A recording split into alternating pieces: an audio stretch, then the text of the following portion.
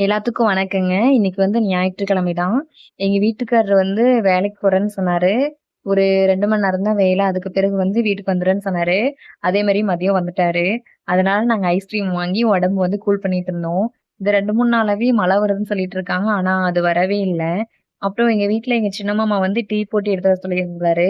எதுக்குன்னு பார்த்தீங்கன்னா, அவிங்க வீட்ல வந்து சீட்டு. அந்த டீ எல்லாம் போட்டு குடுத்த பிறகு நான் வந்து கோழிக்கு அரிசி போடலான்னு சொல்லிட்டு அரிசிலாம் போட்டுட்டு இருந்தேன். பாவங்க அரிசி போடலைன்னா வந்து மேல மேல ஏறிட்டு இருப்பாங்க. அங்கேயும் இங்கேயும் போயிட்டு இருப்பாங்க. இப்ப வந்து வாய்க்கால்லயும் தண்ணி ஓடுறது இல்லையா? அதனால கீழயே போய் வெயில்ல நின்னுட்டாங்க. மார்னிங்கே சிக்கன், மட்டன் செஞ்சுட்டோம்.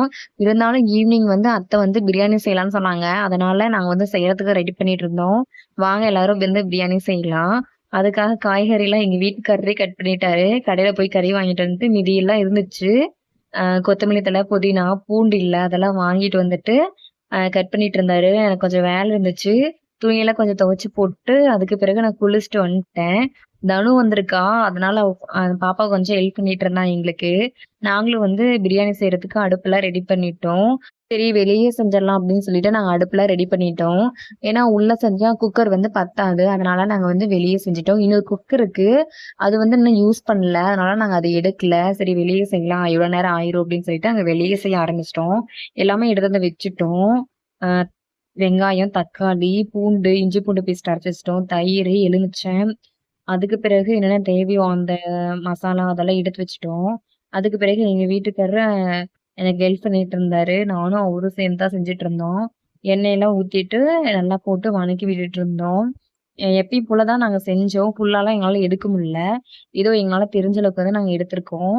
எனக்கு வந்து சப்போர்ட் பண்ணுங்க. அந்த கிளைமேட்டுக்கு அதாவது மோடமா இருக்கும்ல, அந்த கிளைமேட்டுக்கும் பிரியாணி செஞ்சு சாப்பிட்டதுக்கும் அவ்ளோ டேஸ்ட்டா இருந்துச்சு. எங்க வீட்டுக்காரரு செம்மையா சொல்றாரு. அவர் செஞ்ச உடனே சூப்பரா இருக்குது. பிரியாணி செஞ்சா சூப்பரா இருக்கு. நாங்க வந்து எதெல்லாம் சேர்த்தி வந்து பிரியாணி செஞ்சேன்னு சொல்லிட்டு நான் சொல்றேன்.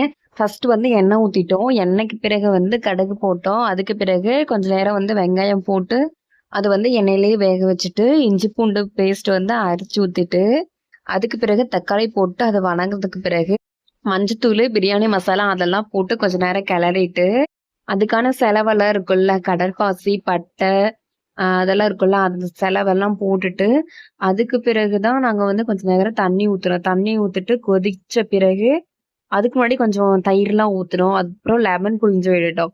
அதுக்கப்புறம் தண்ணி தேவையான அளவு ஊத்திட்டு, அதுக்கப்புறம் அரிசியெல்லாம் போட்டோம். அரிசியெல்லாம் போட்டு வேகுனதுக்கப்புறம் தம் போட்டோம். எவ்வளோ நேரம் வெந்துட்டே இருந்துச்சு. நாங்க 2 பேரும் உப்பு கரெக்ட்டா இருக்கா, காரம் கரெக்ட்டா இருக்கா அப்படின்னு சொல்லிட்டு நாங்க 2 பேரும் சேர்ந்து பார்த்துட்டு இருந்தோம். நாங்க இங்க வந்து தான் சமைப்போம். கீழ சமைச்சிருப்போம். ஏன்னா கீழலாம் ஆடு கட்டுவோம். அதனால சமைக்க முடியாது. பக்கத்து வீடு வந்து எங்க சின்ன மாமா வீடு தான். அந்த லைட் வெளிச்சம் வந்து கொஞ்சம் கிளேர் அடிக்கிற மாரி இருக்கு.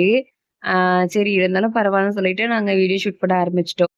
நம்ம என்னதான் கேஸ் அடுப்புல செஞ்சாலும், இந்த விறகு அடுப்புல செய்யற டேஸ்ட்டு வேறங்க. அதுவும் ரிலேட்டிவ்லாம் வந்துட்டாங்கன்னா, சூப்பரா இருக்கும். இன்னமும் வந்து எல்லாருமே வந்து ஒட்டுக்கா வேலை செஞ்சு, ஒட்டுக்கா சாப்பிடுறது எனக்கு ரொம்ப ரொம்ப பிடிக்கும். சரி அப்டின்ட்டு சொல்லிட்டு நாங்களும் தாளிச்சு விட்டுட்டு, பார்த்துட்டு தம் போட்டுட்டோம். எல்லாம் ரெடி பண்ணி முடிச்சுட்டு தம் போட்டுட்டோம். அதுக்கு பிறகு தயிருக்கு தான் நாங்க வெங்காயம் உரிச்சுட்டு இருந்தோம்.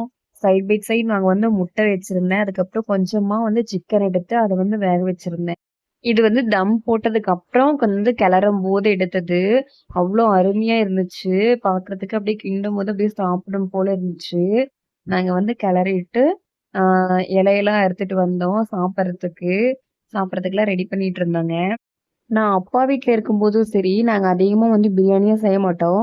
அப்படி செஞ்சாலும் ஏதோ ஒரு டைம் தான் செய்வோம். அதிகமா செஞ்சதே இல்ல. இங்கேயும் அப்படிதான். நான் வந்த பிறகே செஞ்சதே இல்ல. எங்க வீட்டுக்கார்ட்ட கேட்டிருந்தேன். இதுக்கு முன்னாடி செய்வீங்களா அப்படின்னு. நாங்கலாம் செய்ய மாட்டோம் அப்படின்னு சொன்னாங்க. இதுதான் வந்து நாங்க 2 டைம் செஞ்சிருக்கோம். 2 டைம் தான் பிரியாணி செஞ்சிருக்கோம். தக்காளி சாப்பாடு செஞ்சிருப்போம். ஆனா வந்து பிரியாணி எல்லாம் இவ்ளோ செஞ்செல்லாம் சாப்பிட மாட்டோம். ஏன்னா குழம்பு வச்சு சாப்பிட்டு சாப்பிட்டு பழகி இது செய்ய மாட்டோம். இனிமேல் நாங்க அடிக்கடி செய்வோம்னு நெனைக்கிறேன். ஏன்னா டேஸ்ட்டா இருந்துச்சு. அப்புறமேட்டு நாங்க வந்து இலையில போட்டு சாப்பிடுவோம். நீங்க என் வீடியோ பார்த்து தான் தெரிஞ்சிருக்கும். இலையில போட்டு சாப்பிட்டோம் அப்படின்னு சொல்லிட்டு நான் சொல்லியிருப்பேன் சண்டே ஆனா. அப்பதான் வந்து கொஞ்சம் வயிறு நெறஞ்ச மாரியே இருந்துச்சு. இலையில போட்டு சாப்பிடுற டேஸ்ட்டே தனி. அதுவும் இல்லாம வந்து எல்லாரும் ஒட்டுக்கா உட்காந்து சாப்பிடுற டேஸ்ட்டும் அத விட வேற லெவலா இருக்கும்.